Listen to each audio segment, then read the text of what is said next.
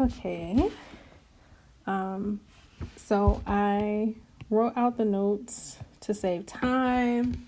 If you want to pause and come back, that's fine. All right, this is parametric equations.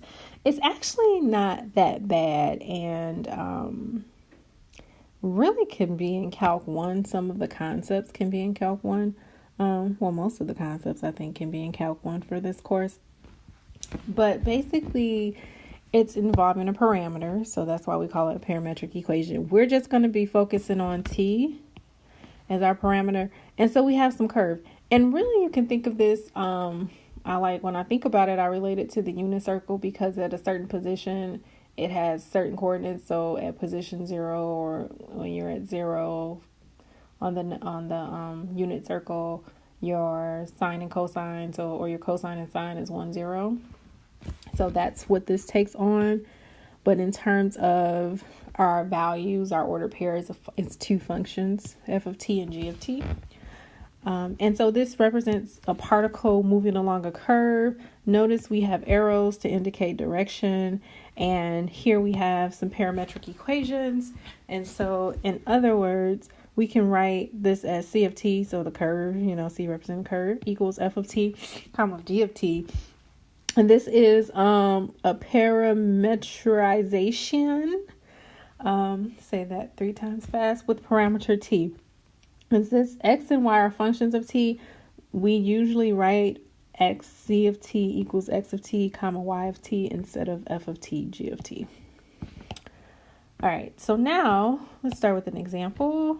Go back. Okay, let's look at an example. So sketch this curve. So I actually want you to plot the points. Some of the things I'm going to have you do on your own, because I think you can get it and it's self-explanatory. So this example 1, I think you should be fine. Just plot those values. Oh, I don't need to erase. Plot those values here for x at these given x points. And let's see. This should be t. I'm sorry. That should be a t. The given t. And so plot the x and y, and then sketch the graph and use arrows. So this is t. This is going to be t equals -2. That's t equals 0. That's t equals 2. And that's t equals 4. So plot that. So look at this. You can go back to this first graph, although I scribbled over it pretty well. But you can kind of look to see t equals 0, t equals 4. So it's going in this direction. So it gives arrows. All right. So I want you to sketch the curve. It should be a familiar shape. If you need to find more values of t, or if you need more values of t, you can to see the shape, but it should look like a familiar shape. Okay, so I'm going to leave example 1 to you all. Example 2, eliminating the parameter. So parametric equations, we have 2 equations, but sometimes we can. Now we're not able to eliminate the parameter all the time, but sometimes we can eliminate the parameter. And so one way to do this is we want to get y in the form of f of x. And so we have these 2 equations, x equals t plus 3 and y equals 4t. Now, what if we solve for t in that first equation, and now we get y in the form of f of x? So what that's going to what that tells us is that y equals 4 times t, right? But we can substitute that in as 4 times x minus 3, and that's 4x minus 12.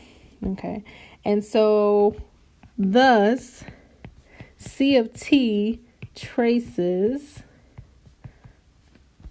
the graph of 4x minus 12. So it's a linear. These parametric equations represent a line. Okay, so what I want you to do now in your notes, I want you to revisit example 1 and eliminate your parabola. And this is a good way. Like I said, you're not always able to do that, but in example 1 you can. And when you eliminate and solve for it, so solve for it in terms of y, or solve for it in terms of x, so y equals something, check to see if the curve you sketched matches the function, because that should be a familiar function. You should know the shape of them. Okay. All right, moving on to the parametrization of a line.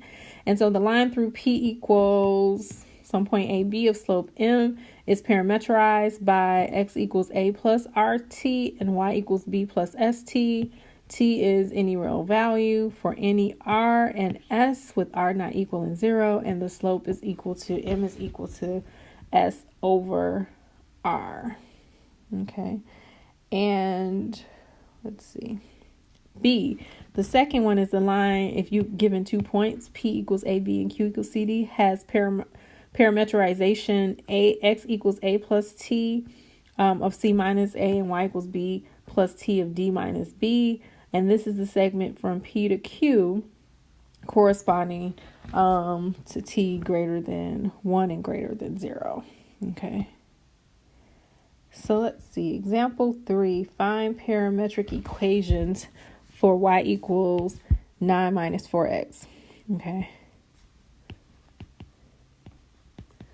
Well, you can sort of make a note. If no point, and hopefully you can read my writings, is given, find one by plugging in a value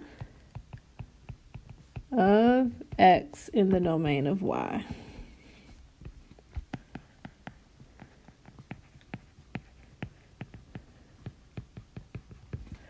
Okay. All right. So let's let x equal 0. And so we're going to have 0, 9 as our point. Well, what's our m? Our m is equal to s over r. And so that's going to be, well, m in this equation is -4, right? So -4 is equal to s over r. Well, we can just write that as -4 over 1. And so we actually can create our equation, right? Because we're using a, okay? And so x is going to equal, so that's our a. I like to use a different color. That's our a. I don't know if you can see that, but that's our a. That's our b. And so x equals a plus rt. Well, in this example, it's going to be 0 plus 1t, or just t. And y equals b plus st. So this is going to be 9 minus 4t. And so c of t, which equals x of t comma y of t, is just going to equal 9 minus 4t comma t, which looks familiar. And this is sort of one of the trivial. Now, I can also, because this point wasn't unique and no point was given and we chose this point, you could have chosen another point and had a different set of parametric equations. Okay, so it's not unique in that sense. You can pick different points and set up your parametric equations, but it's really straightforward. So hopefully that made sense. Okay, so we're only 2 slides away from being done with these notes. Although, again, you might need to go back over in the book and look at this too if something that I said wasn't clear. I'm skipping circle information. You won't have to worry about that, but it's good to look over, especially if you're dual degree. We're going to talk about circles and stuff a little bit in polar coordinates, but yeah, for now, we're just going to skip that part. So here, let's look at this example. So find a parameterization, C of t, of the curve y equals 3x minus 4 with the given condition C of 0 equals 2, 2. I want you to be very careful what that means. So C of 0 equals 2, 2. Remember, C of t equals x of t and y of t, right? So what this is saying right here is that x of 0 equals 2 and y of 0 equals 2 with the given condition, right? And so we have our two equations. X of t equals a plus rt and y of t equals b plus st. We know our m is what? 3, right? So that's s over r, right? And so that will give us x equals a plus t, okay, and y equals b plus 3t. Now we're given the conditions that C of 0 equals x of 0, comma, y of 0, and we know that equals 2, right? So x of 0, remember, we use shorthand, but this is really x of t equals a plus t, right? And this is really y of t equals b plus 3t. Okay, so keep that in mind. So x of 0 then is just going to be a plus 0, so that's just a. And then y of 0 is just going to be b plus 3 times 0, which is just b, right? But we know that equals 2, so they both equal 2. So therefore, our final answer, C of t, will be 2 plus t, comma, 2 plus 3t. All right, and that should be straightforward. Okay, moving on. So look in your packet in the outline for example 6. I didn't write out the entire problem, but you should write out the entire problem in your notes. I did this to save time. And again, like I said, a lot of this stuff, this is sort of, thinking about parameters is different, but a lot of the stuff that we're doing in this section is really Calc 1, a lot of Calc 1 stuff. And so this one should sound familiar, this application here. And it says a particle, so I'm reading from the outline, but a particle follows the trajectory, and x of t and y of t are given with t in seconds and distance in centimeters. What is the particle's maximum height? So hopefully you should remember, from Calc 1, that the maximum height will occur at the critical point, in this case of our y of t.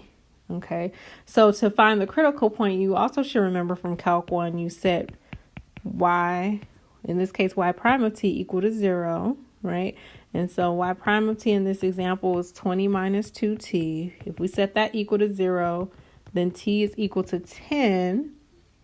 And then we plug that in, back 10 into our function, y of t function, to get 20 times 10 minus 10 squared. And your final answer, the particle's maximum height will be 100 centimeters, okay? If there are any questions about this, you can try to imagine this trajectory too, but if there are any questions, you can send me an email or you can ask them when we return, although our time may be limited, but you can ask me when we return. Okay. Question B. So this is the last question. I'm going to have you all look at the slope of the tangent line question yourself. Again, it's Calc 1, so I'm going to have you look at that one yourself. But let's look at B. When does the particle hit the ground? And how far from the origin does it land? When does it hit the ground? Well, what will that mean? Well, that means it's going to hit the ground when the height of the particle is what? 0, right? All right, and so i.e., when y of t equals 0, because that's horizontal, we're looking on the horizontal axis. And so we just set y of t equal to 0. I want you to stop and finish this and then come back. Welcome back. So you ended up with t equals 0 or t equals 20. And now since we want to know how far away from the origin does it land? Well, t equals 0 is represented starting position, right? So that would be x of 0, which in the above equation will just give you 0. But then 20 is where, so it's going to go up, it goes up and then it comes back down at 20 seconds. We're in seconds, right? Yeah. And so x of 20, you should get, when you do the math, 2,040 centimeters away from the origin. Okay, so we are done with this section. Try to go back over the examples I didn't do, because everything on this outline is fair game, even though I didn't go over in the video, because some of the things I think you can just read the book and follow along and get. I just wanted to touch upon the main points in this section. I am under 15 minutes and I did not have to make a second video, so I'm excited about that. I will see you all when I return, and just keep studying.